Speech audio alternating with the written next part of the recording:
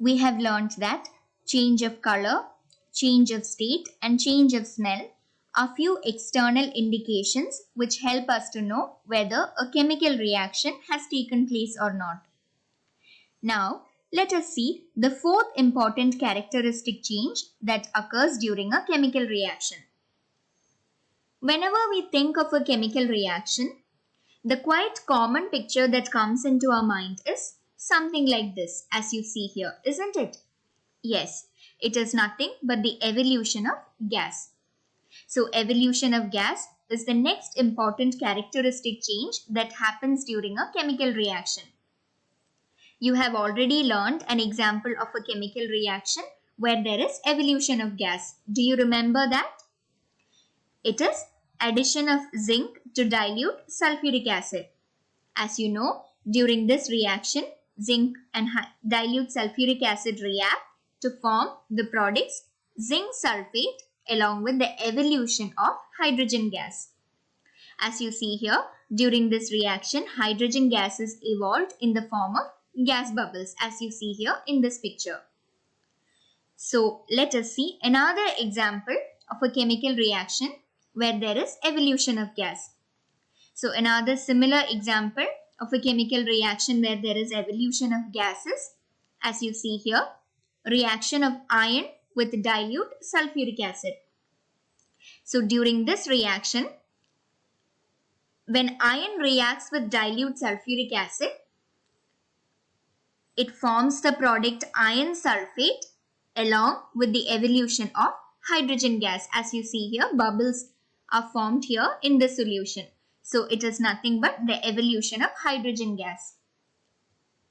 So, during a chemical reaction, when there is formation of such gas bubbles in liquid, now this formation of gas bubbles in liquid during a chemical reaction is called effervescence. Now, let us see another examples of chemical reactions where there is evolution of gas. Under this, you are going to study various examples of chemical reactions with the evolution of various gases like oxygen, hydrogen, carbon dioxide, hydrogen chloride, and sulfur dioxide. First, let us learn a chemical reaction where there is evolution of oxygen gas. One such chemical reaction is reaction of potassium chlorate as it is heated. This is potassium chlorate, which is given with the chemical formula KClO3. Now, as potassium chlorate is heated, the products that are formed are potassium chloride along with the evolution of oxygen gas.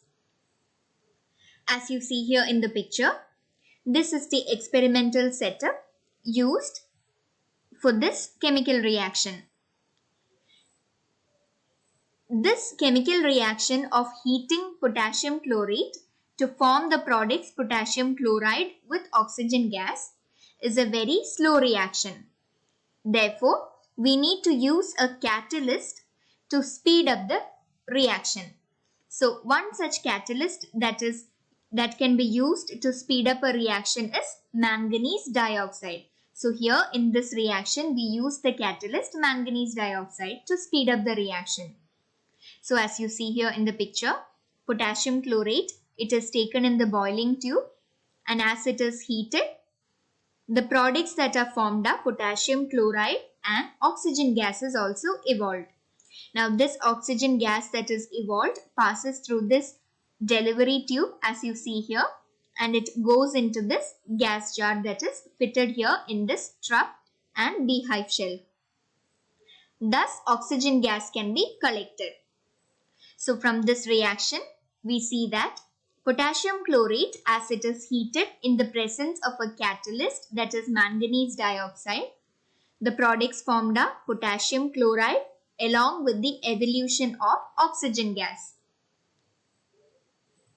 Another important chemical reaction where there is evolution of gases, reaction of zinc with dilute hydrochloric acid. Now, during this reaction, we see that there is evolution of hydrogen gas. So, here as you see, As zinc is added to dilute hydrochloric acid, the products that are formed are zinc chloride along with the evolution of hydrogen gas that you see here as gas bubbles. Now we have already learned that in order to check whether hydrogen gas is evolved or not, we need to bring a burning splinter to the mouth of the test tube. When we do so, if it burns with a pop sound, we can confirm that hydrogen gas is evolved. So here, as a burning splinter is brought to the mouth of this test tube during this chemical reaction, it is observed that it burns with a pop sound. So here we conclude hydrogen gas is evolved. So in this chemical reaction, zinc reacts with dilute hydrochloric acid to give the products zinc chloride with the evolution of hydrogen gas. Now, let us see another example of a chemical reaction where there is evolution of gas, that is evolution of hydrogen chloride gas. So in this reaction, as sodium chloride is added to concentrated sulfuric acid at a temperature lesser than 200 degrees Celsius as it is heated, the products that are formed during this chemical reaction are sodium hydrogen sulfate, or otherwise called sodium bisulfate, along with the evolution of hydrogen chloride gas. So as you see here in the picture, this is the experimental setup for this chemical reaction. So here as you see, sodium chloride, that is in the solid state, it is added to concentrated sulfuric acid that is taken in a round bottom flask like this. Now as it is heated, the temperature should be a controlled temperature, that is a temperature lesser than 200 degrees Celsius. Now if the temperature increases or goes up above 200, then the products that we get will be different. So we need to make sure the temperature should be lesser than 200 degrees Celsius. So as we heat this, hydrogen chloride gas is evolved, and this hydrogen chloride gas that is evolved now passes through this delivery tube. It reaches into this gas jar and it can be collected in the gas jar. And another product that is formed during the chemical reaction is sodium bisulfate.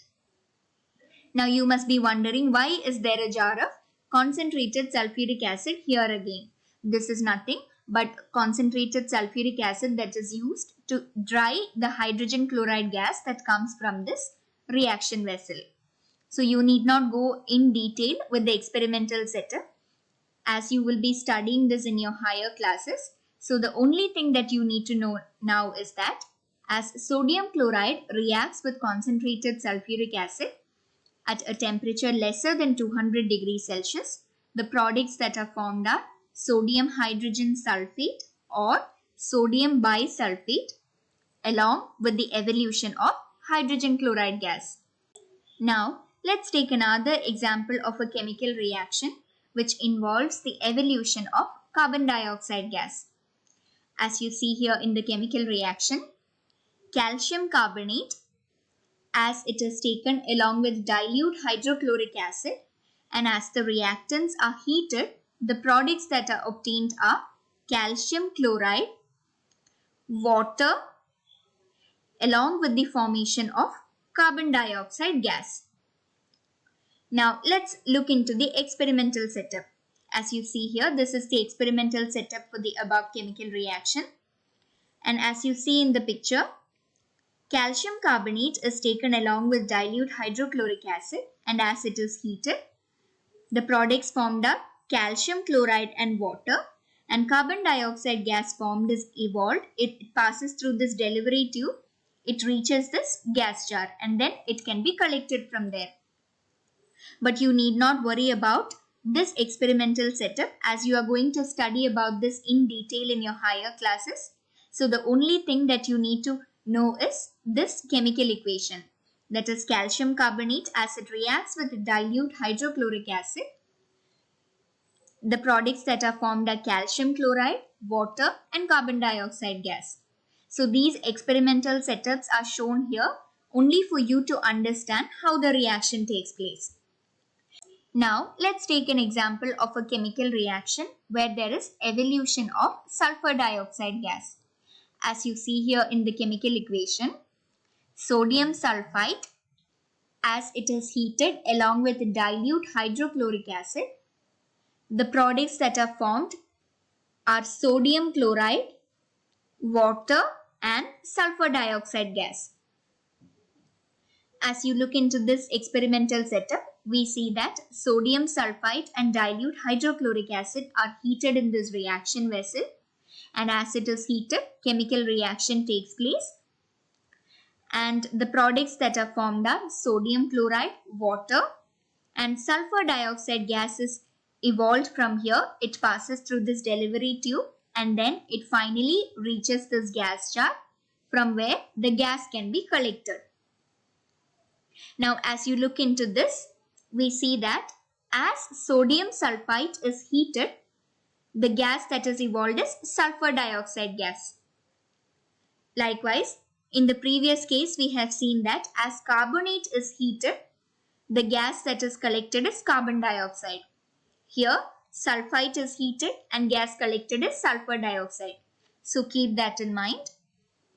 And also remember that whenever you write a chemical equation, make sure that the number of atoms of each of the elements present on the reactant side should be equal to the number of atoms of each of the elements present on the product side.